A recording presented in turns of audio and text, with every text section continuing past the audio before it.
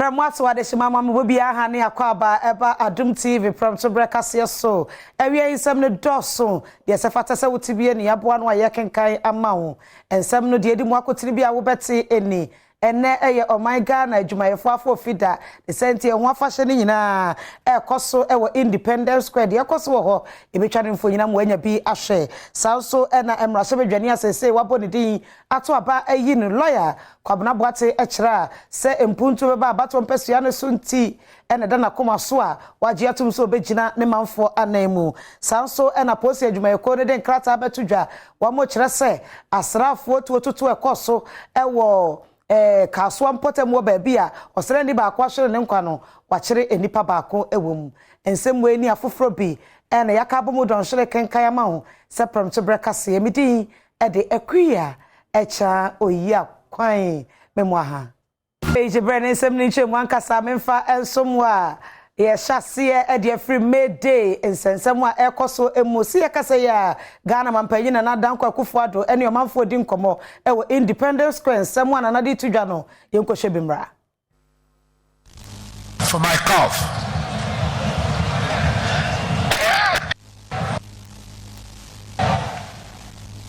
The state, the government is making significant progress on the performance of the post-COVID-19 program for economic growth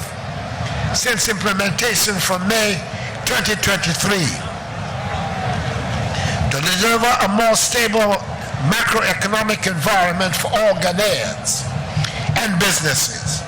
and lay the foundations for stronger and more inclusive growth whilst protecting the poor and vulnerable. This is evidence, for example, in the doubling of lease cash grants paid to some 1.5 million individuals, representing some 350,551 households across the country. Furthermore, we're seeing strong signs of macroeconomic stability and economic recovery. Government has never been of the view that the IMF bailout package would be a sufficient solution to our economic circumstances. It is important to stress, however, that it represents a crucial step towards our ongoing economic recovery. It has enabled us to implement necessary reforms and policies aimed at restoring fiscal discipline, promoting sustainable growth, and safeguarding the well-being of our citizens. As a result, growth has turned out to be more resilient and robust than initially programmed, as growth ended 2023 at 2.9%, higher than the original projection of 1.5%, and the revised projection of 2.3%. Inflation is declining and has been halved from 54% at the end of 2022 to 25.8% at the end of March 2024. Exchange rate is largely stabilized, and the external balances and gross international reserves continue to improve. Government has improved its primary balance by 4 percentage points of GDP from 2020 to 2023. We have also undertaken key structural reforms to support growth in key sectors of the economy, including mobilization of revenue, rationalization of expenditure, controlling commitments, managing debts owed, improving financial systems, making state-owned businesses more efficient, particularly in areas like cocoa production and energy, and making the financial sector even stronger. These changes are starting to show positive results. Chairperson, Secretary General, at last year's May Day, I made a commitment to you indicating that the government would honor its obligations and pay the lump sum topper for 2020 retirees under Act 766. I'm happy to announce to you the Controller and Accountant General's Department has released an amount of 55.4 million cedis to facilitate the payment of outstanding lump sum top-ups, benefits to 5,819 beneficiaries who retired fully under Act 766 starting from 2020 and whose benefits are lower than what they would have received under PNDC Law 247. In addition, government has paid 99.7 million cedis for 9 months, covering July 2023 to March 2024, out of the outstanding Tier 2 contributions of 993.9 million cedis. We have agreed with organized labor on a payment plan to pay the balance in 3 equal tranches by August 2024 this year through a combination of cash payments and government papers. I'm also happy to bring to you notice that notwithstanding arrears of Tier 1 SNIT contributions covering the period 2010 to 2021, we have cleared the outstanding principal amount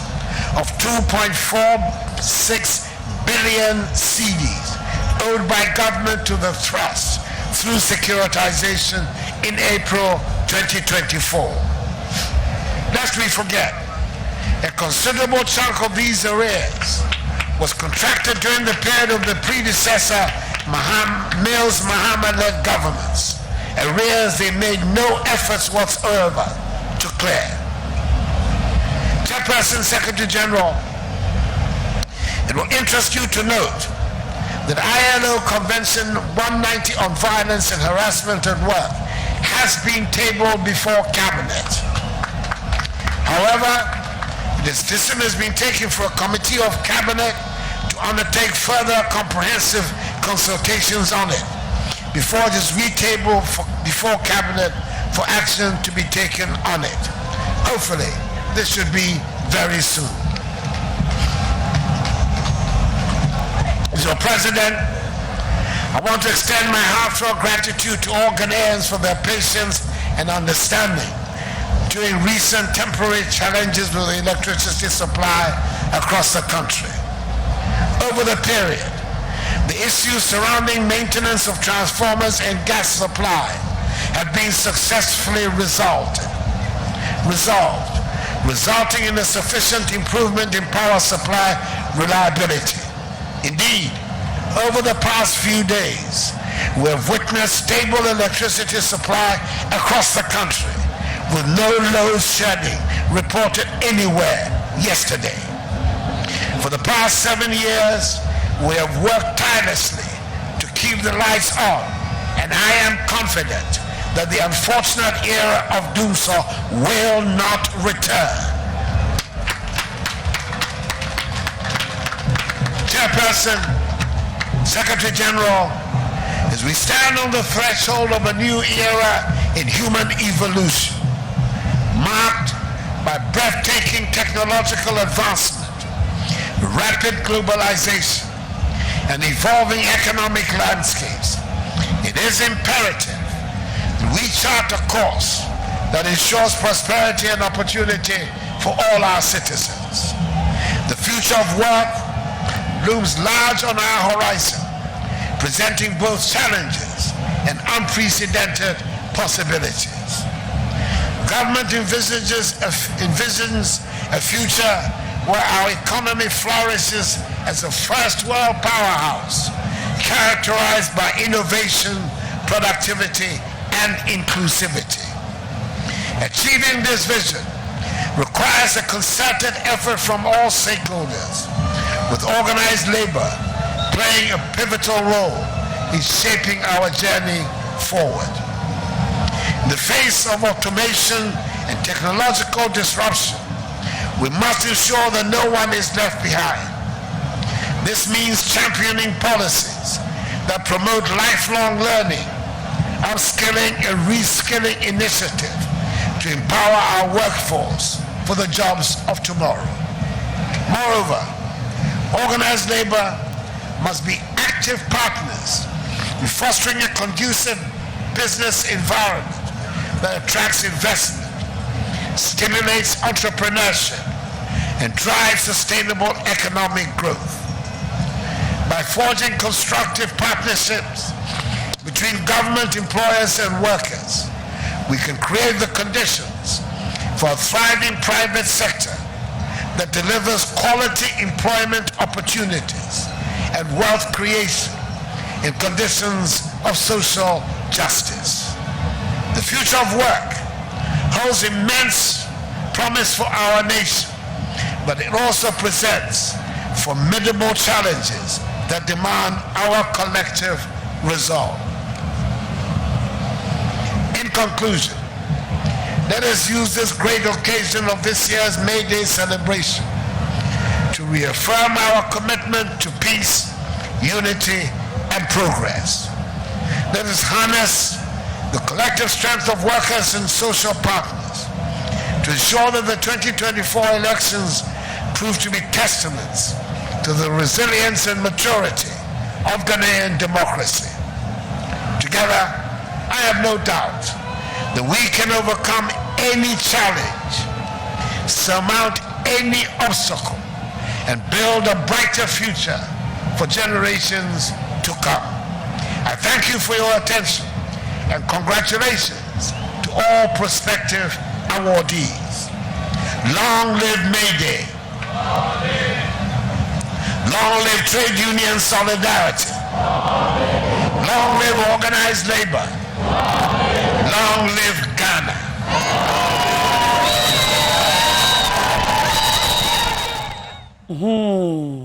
Ghana mampanyi na Adom Akufo-Addo ena wode nsem bi atodwa no de waka ene se edwadie yade ewunya pa wo manmu adwumayefo ka ho bi ena man bia etimi gina enti ene se wo bo adwumayefo abaso a na wonim de wo mo ayede abo man yi senti a wo bo wo mo abaso na mede ye bi koso ewo nkran no na bi so ekoso wasante mantemu omanfo nim dada sa sante mantemu so afo Simon Simensa ema yekokochi ECG general manager ekotu manu nti oni ECG adwumayeko ni ntemu asante mantemu de emu nwokora na nepanyini begina simple so se wakasa se ECG adwumayefo enso wo hobi wo mu nyina sore ya pu ha woko ni nyina ne se wonne oswafo yi wasem se oswafo yi antwere nkrata mepa adwumayeko no echewo na afei so asem a ewo post station no kwankwanko yi efiri hode a ene ye wonne ne tiado wonma so a kosise yie ebeto yie national vice chairman ya woda ECG senior staff workers union ano eye Bismarck Adoma ono akere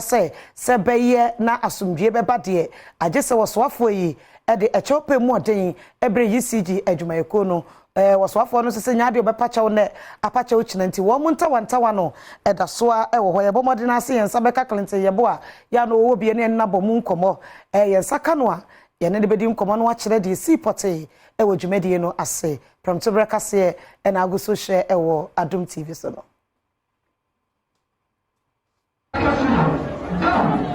so abatwa ekoso wo mukoyi mrase bedwane ekowi ase no lawyer Kwabena Boaten ena edi nkonimu a onya abane mu hamu chichemu aduonum ekiripo enkono. As member of parliament elect for Ajuso constituency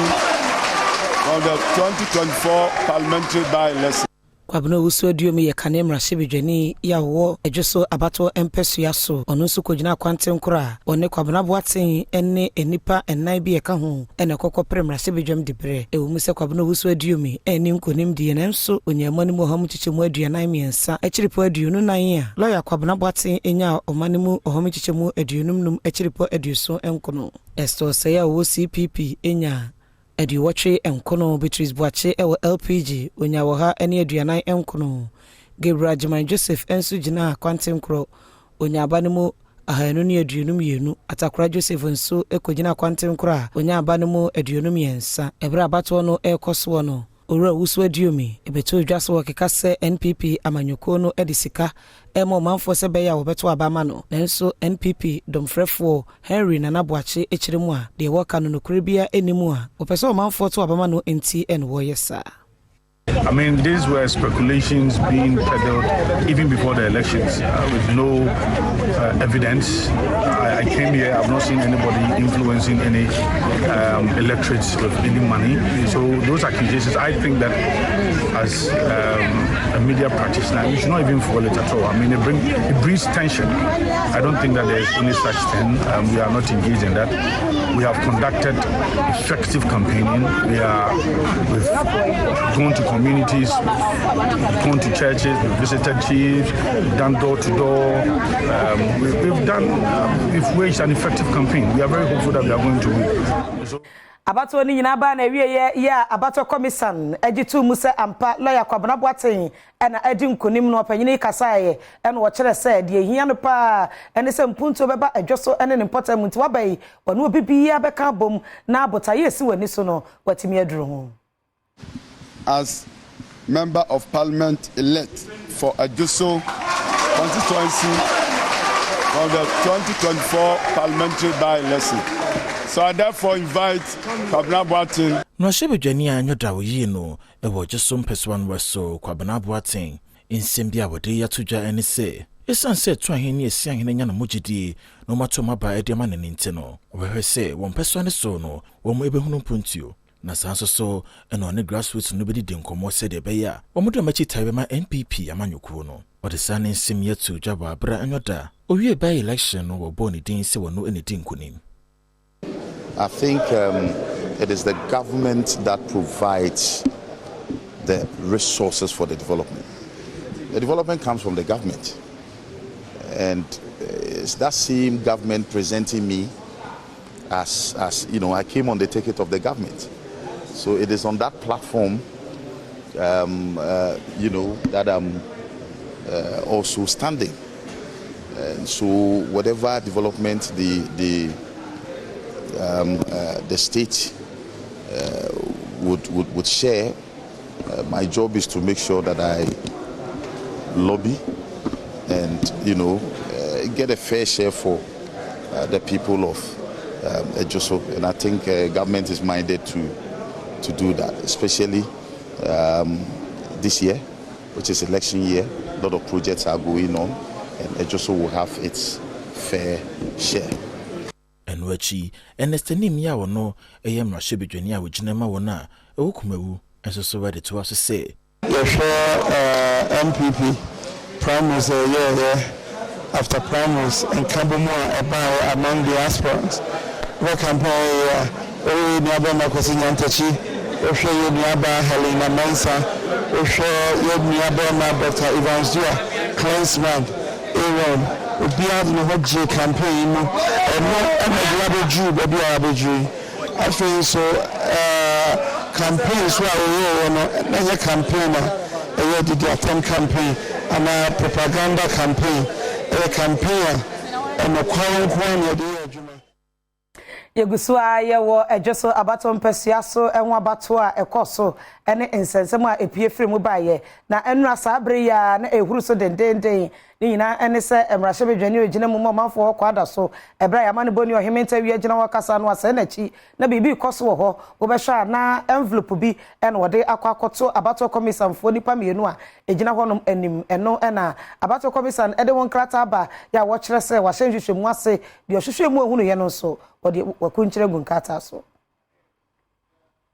Sagana de shebeshen so anyoda by election e course so e wo Adom person no wa sentimentam ne mo no kasanfonyi bi yetwa ne ho wa be for social media so ye dan de sel panyi bi e de ade fita bi e koto abato commission adwuma ye fo mienu etebu so na nam sukrente no e mabato commission e de nkrata betu dwa e kire mu se wo mo so nsa akasa kasanfonyi no ne senti o madwuma ye fo mienu no wa hye wo mo se wo mo ntena se de be ye obetumi aye wo mo ehwehwemu na wasa insimye ho no anyo da nwumran so abato komisa ede nkrata betu dwa ya na efa san hwehwemu oyeye e wo kasamfonye no ho na wo kire mu se officers mienu ya na edi wonjuma e wo Fumeso Pentecost Church polling station ya kasamfonye no ho wom e wo mu no na wo mo temporary election officials ya wo yi wo mo se Adom by election no wonkoboa na oba no wo ma no ballot issue ano ne din ede regina sewa ya be ma no so presiding officer no George Sasu na hwehwemu wo mu yeye no echere mu se opanyina ohu ne kasamfonyi ne mu na okwo wo mu table no ho no epinchen wo mu se de be ya obetumi ehunu se omadidi anase wo mu endidi ye no de sa envelope no to table no so ya wo kire wo mu se ade ehye envelope no mu no wo mu nsum no fankope bibi endi ya owie na no odane nani a wotutune ya wonsemi ho ne ntino abato komisa kire wo nkrata no mu se temporary election officers mienu ya wo hu mo kasamfonyi ne mu no enmane mu ya no eni so mo wo mu etwa wo mu dwumadie eso na sanso so eno me Ghana Police Service edin sawoso ehwese sansimi obetumi Adom suko no ye hwehwemu akọ akiridi ama wo mo sa won nkratai samotete ya wo no deputy chairman operations ema abato komisa enana nensa ehwase Sano ena ore Kingsley Nyako emrasebedwani ogirem omanfo wo kwada so a kasafonyini no no ena na eyi envelope de ato table no so ekiremu a wonde onye hwe de no opese wo ha ne se enipa wo mo eyi adwuma ewo abato mpesua no eso no wo mo adidi enu nti ena wo de se sika yi ema wo mo done nothing wrong. Okay, I know it's politics, people are going to spin. You know, we've been in this political game all this while. And those who are spinning, I don't begrudge them. That is politics. That is it. But me, Kingsley Nyako, I'm putting on record that I have not done anything, whether overtly or covertly, to influence the process. My candidates will win this election fair and square. Let me ask you this question. The polling agents, six candidates with their agents, isn't it? Yeah. So if I had done something bad to influence the process, don't think that they would have raised an issue there. Your reporter was here. Ask him if anybody raised anything against me when I even put the document to the person. Yeah, there's an issue. So people say somewhere and they cry wolf. I mean, that is unfair, but it's a game. I accept a politician. And I respect Ghanaians. No, I'm saying that I respect Ghanaians, and people said outside they didn't know what that, and they sit down and conclude and say that I'm trying to, I mean, I'm beyond that, I cannot do that. But Honorable, before you take a leave of us, personally, I'm being castigated for being a very bad person. As a member of parliament, you are aware of what happened here. Can you take me through what actually happened here? Because I'm being castigated left, right, center. That you have done what? That you've done what? Because he was the one going on live, on air with whatever content. That is how come. Me, I don't. Now everything happens for a purpose. I don't know your mind. I don't know the reason why this is out. One time, Ghanaians know I'm disciplined. Me, I can never do anything to undermine the process. Okay, you've been covering politics for a very long time. If I were to influence the process negatively or to my kindest favor, honestly, sincerely, it is the form that I'm going to do that. So do you feel bad that the officers have been relieved of their duty? Currently, the officers are... How do you feel about this whole process? I think they are victims of circumstances, and I think that, I don't know, but they've done anything wrong. This is what I'll say about that. But I will address this issue to apologize that you forced me to put some words what was in the envelope? Yes, that is a question many people are asking, whether it was an envelope, it was a handkerchief, or anything of it. I'm saying that I've done nothing to influence the process. That's it. So if the RGP is being petitioned to invite me, I'm ready for him, and I will. When we get there, I know what I'm going to talk about. But no process has been undermined. Nothing untoward has been done. People are speculating, isn't it? Because they think that this was it. But you sit in your home and you're able to determine what has been, delivered or something. That is so wrong. You don't make conclusions on that. You need to do proper interrogation. Ask yourself question. That this whole thing, was it able to influence a certain process. And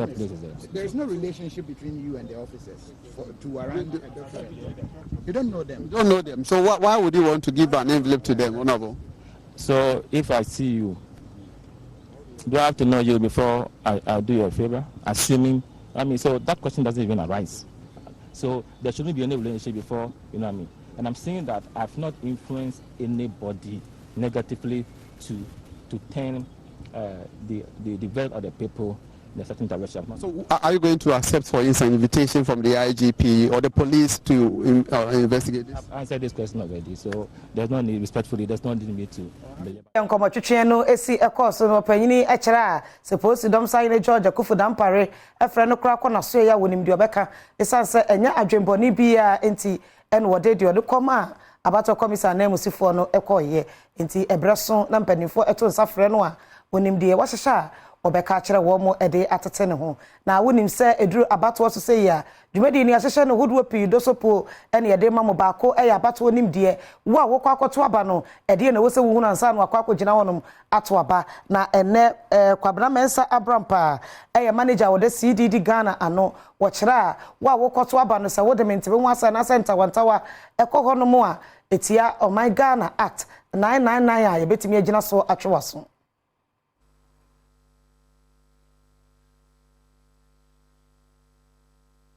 In 2019, you passed a Vigilante-Related Offences Act at 999. At 999, you be say ebe share yen criminal code mukina.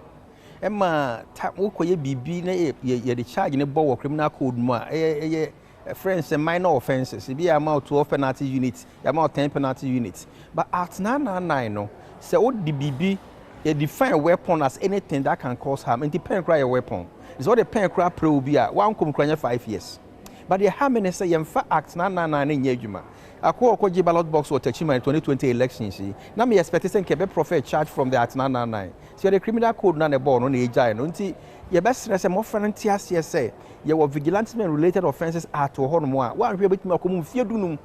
Na say what in fear duasa ye do kom mfie dunum beba na ye hwan. Into mo nwene ho say de ya share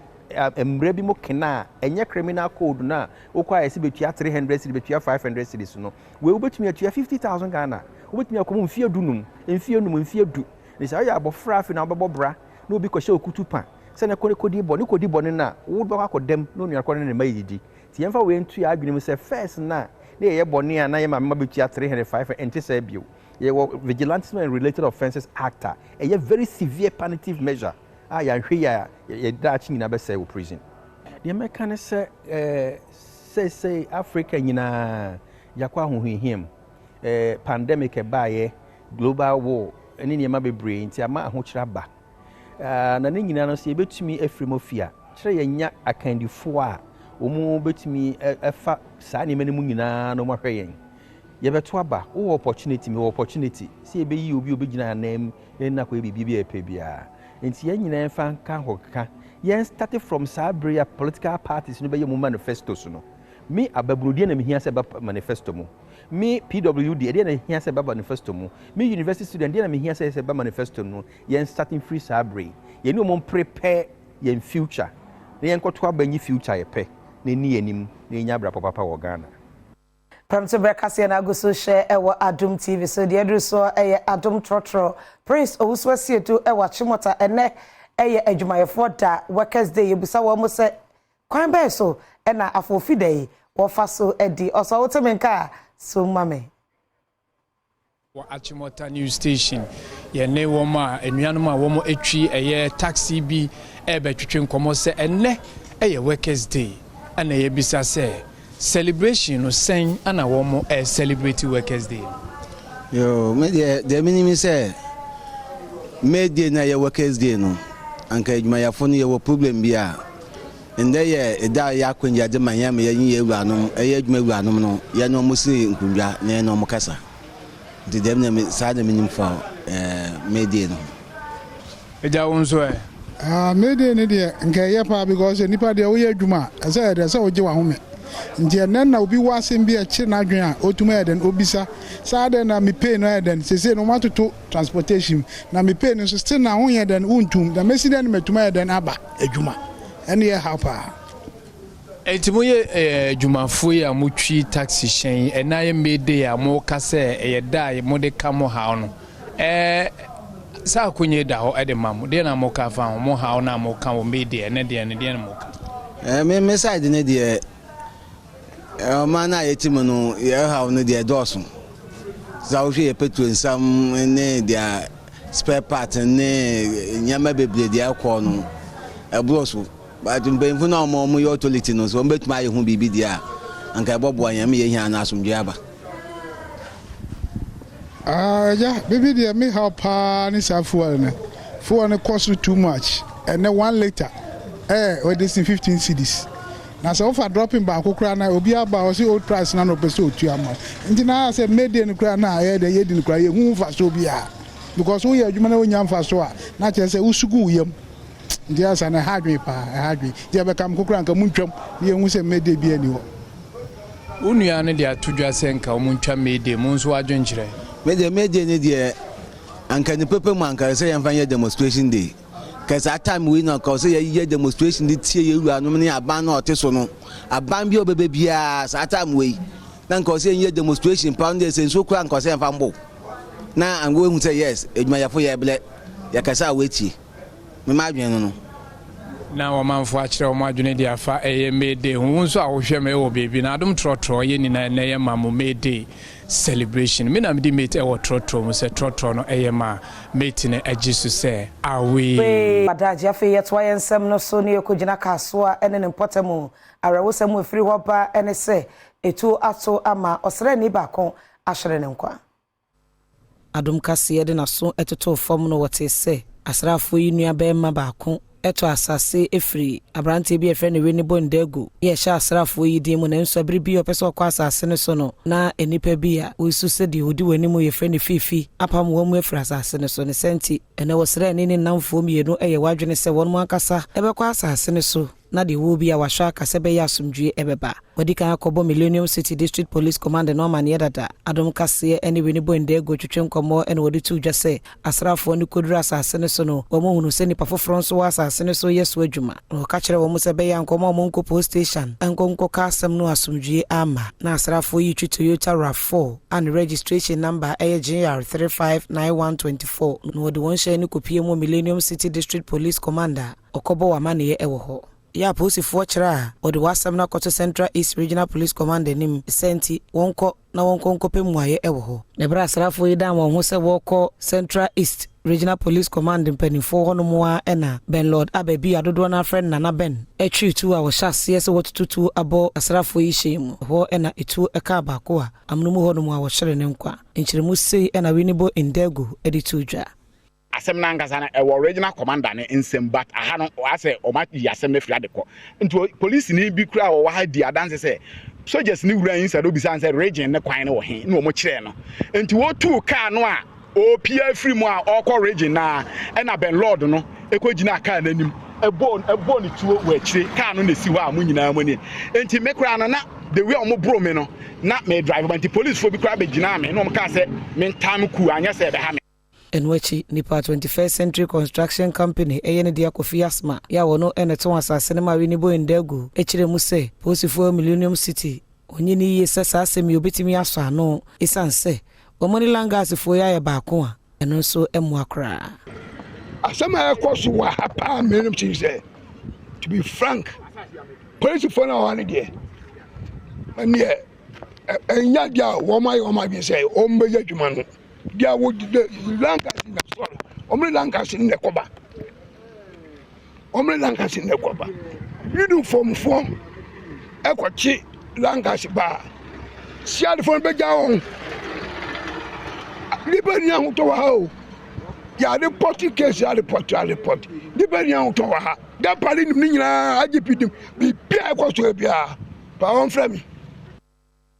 Sadi ejishemu no ekire se abrante bi efre ne Ben Lord ababio ena etutu a bako eka osre ni manushire ne nkwanti aposifo egina so akokire no awoyi ansemu ni mohwehwemu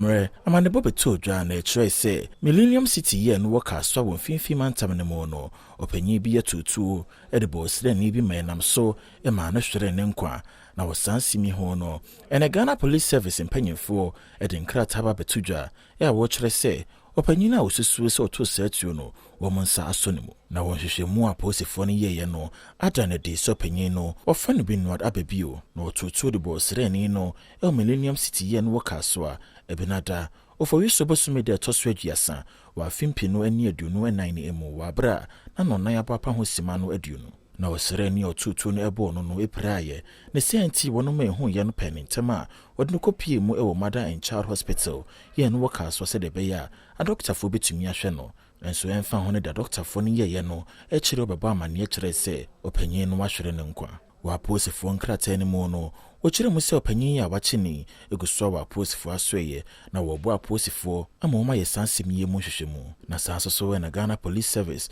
wo mo ne mpanyefo wo Ghana Armed Forces aka wonto abu ma mo hwe se sansem ye obetumi adomo sikopan ye. That's why ensem no eso ana asoya ehwe afare adwuma no eso ekire se afarefo efa ngwa wode ekopo ehon kwa atwe bie mu nti ene yi wo mo de abafo dwumadie kura ba eno obefa so ede achefa ngu yi a wokyera wono mawie 50 project ya fofra aka no so wo hwe no aye ne yi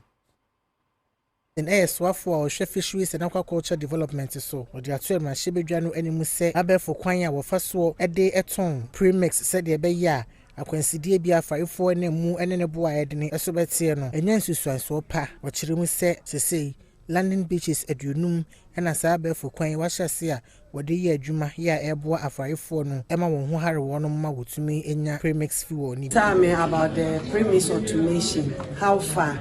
Mama Matias says so far 50 a year, 100% completed, and some are in operational. Ebi ewa omu yusu kwel ni na Chopo, Nungwa, and some other places.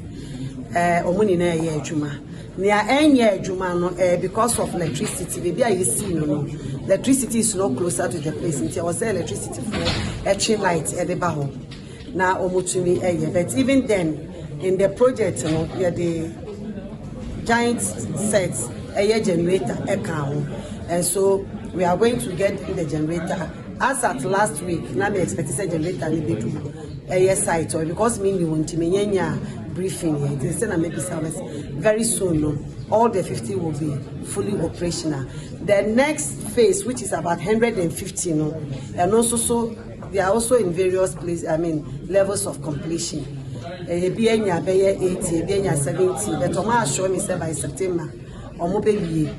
Enfasudie bia afarefo ene omamu ne nyina ebenya free abefo kwan a waleton premix fi wo no mami editu dwa. But say a bar you discharge into the tank. You discharge we so a wunni automation card na wuntumi nya flow only the fishes no and the benefit. But the fishes no so be use on card. No matter the akwa mo bi akwa ye friend is saw cutting and I say saw meal for that is out to the but I know for now the fisher post no almost a careful or Elmina Chopo and Nungwa and they are so happy with it.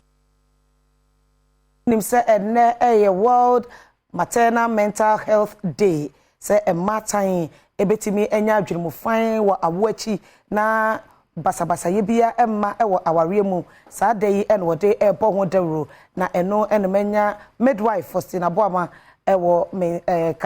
Kasee yuso aye no etwetwe eho enkomo ne enkomo aye die eye postpartum depression Fausti me ha yenya na apombo kodie ami Adom na nswe boko obeka say ene World Maternal Mental Health Day ye ka postpartum depression aye di ade nti ye ka postpartum depression eye adwemu yare a emma oma wo fufuro na so obi a wa wo pempo etimi experience ya bra wa wo nti obeka say den na obehu a odebehu say ebia wo experience postpartum depression obi wa onwo da nti onim sene wawo enema ebekoso wo hunemu ye wonema bi efreni hormones ekostro na eba from ni nyina timi ma unya se wonnim sene tie mane ye den ma nti won so ba bi wawo ne ba ni sukuro mpese obefa no hu ni sa akola na ye burden ana huntimi nda bibia ye wahi wo ho ana ye se wusu ana se you have mixed emotions like emotions as into say one report to nearest health facility na yen show ni hu say who call postpartum depression mu ana na yen fa nkoma appropriate specialist obeshow because ade a hadwin say start initially now am bantema na akoye asem bebre nti anande ye create awareness say newborn mothers ana mame form afufro na say unyimpo a obehu sa science we say na ebe ya say bibi ye ana say ebimpo a unwie bi enye emba ne kwa na say omuhu o husband na say family so omuso say na ebe ya say umpo refi say na tia na wo experience ya obetimi atwe wa adwen abaso say na eye wonti man fa nko hospital na. Iti no ma dodo san na sa yare ne timi eye wo mo. Statistics need the dose about 10% of women do experience that. Intiana ye dia to ye ho say ye bema amanfo ate say yare say wo enye de ebeku nko ana bia oba antenatal ye kan say BP niwe eno nso so wo ho e say ye ntwe ya adwen embraso. Nti fa say me your bata ha fe no ma wo foforo na me nya sa postpartum depression here how be na betimi e dia breme ene abofra ne nyina enti how e betimi dia bro say because we go through series of emotions no even say baby ni person who attending to abofra na who attending to so soon I say why adeso ama enti say baby soon na o man no for won hwe na it is right from childbirth na obema baby I feel loved ti obenyi no eni se obi ampema asamana se na mani bi okra etimi ha omo to the extent say omo take up on life omo ku omo anope ya web na eni mental phase mental pulse foundation eni matility obi kan say ni sister wo va through CS or wo wie no nya postpartum depression emma wentimi no ofa ne nkwa enti ya ade ehu hia say yenka ho asem kwa pa na obia adwen embraso ye di wie no ade afuto na ade be ma matan e wo obi a ofa sa ya we mu aye ne say enye yare obetimi aso ano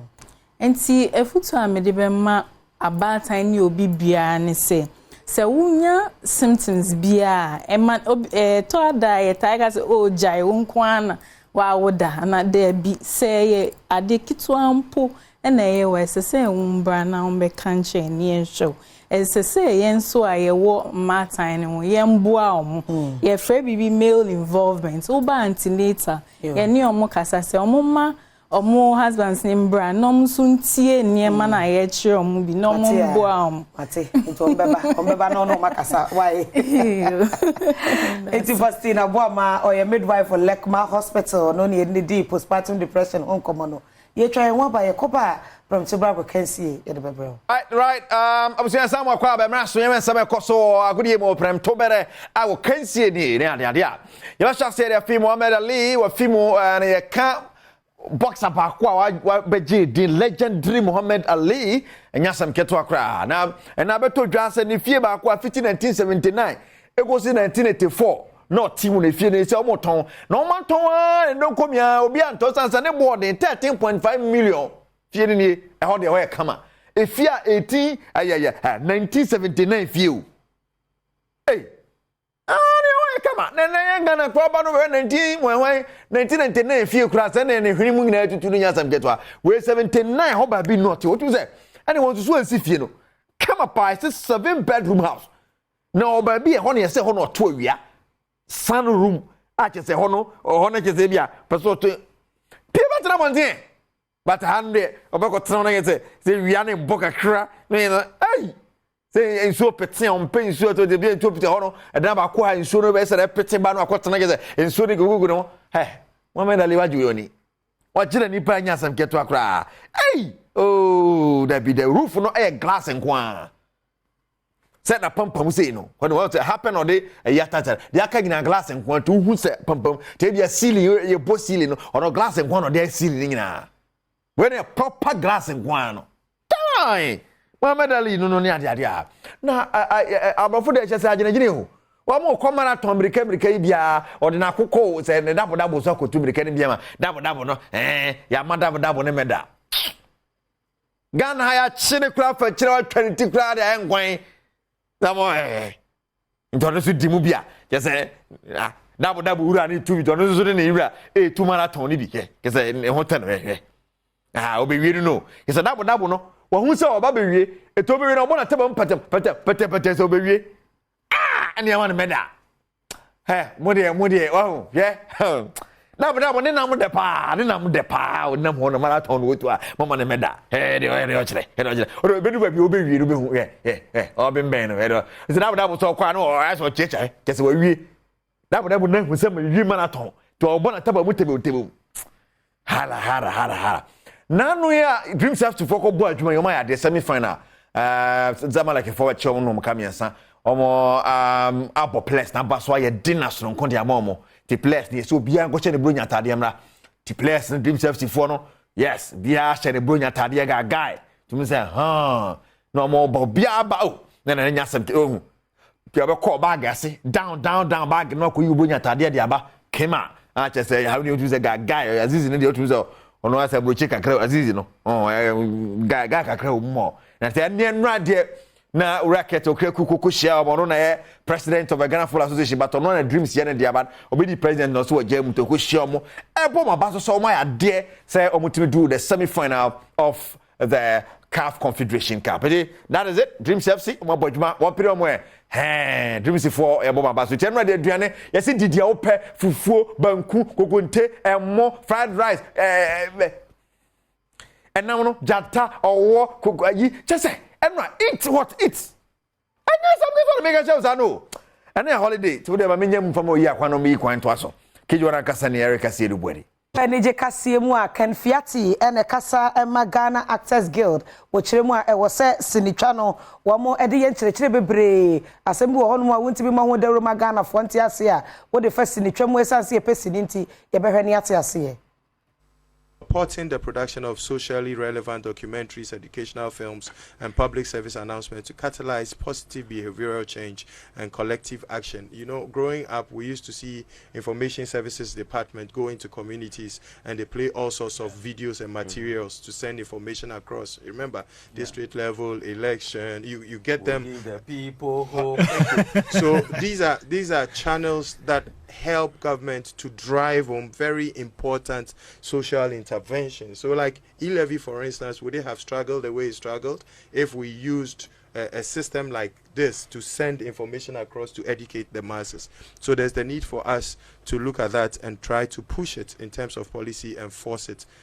to work. Engaging diverse stakeholders, including policymakers, civil society organizations, and grassroots movements in dialogue and advocacy campaigns inspired by impactful films. I was amazed when we were working out